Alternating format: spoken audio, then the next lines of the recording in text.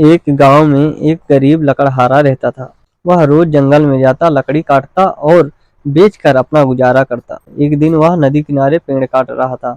अचानक उसका कुल्हाड़ी हाथ से फिसलकर नदी में गिर गया। वह घबरा गया और रोने लगा। अब मैं क्या करूं? यही मेरी रोजी रोटी थी। तभी नदी से एक देवता प्रकट हुए। उन्होंने पूछा, तुम क्यों रो रहे हो? लकड़हारे ने सच्चाई बता दी। देवता पानी में गए और एक सोने की कुल्हाड़ी लेकर आए। पूछा, क्या ये कुल्हाड़ी तुम्हारी है? लकड़हारे ने कहा, नहीं, ये मेरी नहीं है। फिर देवता चांदी की कुल्हाड़ी लाए। लकड़हारे ने फिर मना कर दिया। आखिर में देवता उसकी लोहे की कुल्हाड़ी लेकर आए। लकड़हारा खुशी से बोला, हाँ, यही मेरी है। देवता उसकी ईमानदारी से खुश हो गए। उन्होंने उसे तीनों कुल्हाड़ी दे दी। लकड़हारा खुशी खुशी घर लौट गया।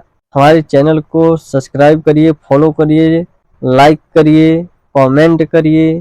फिर मिलते हैं नेक्स्ट वीडियो में। नमस्कार।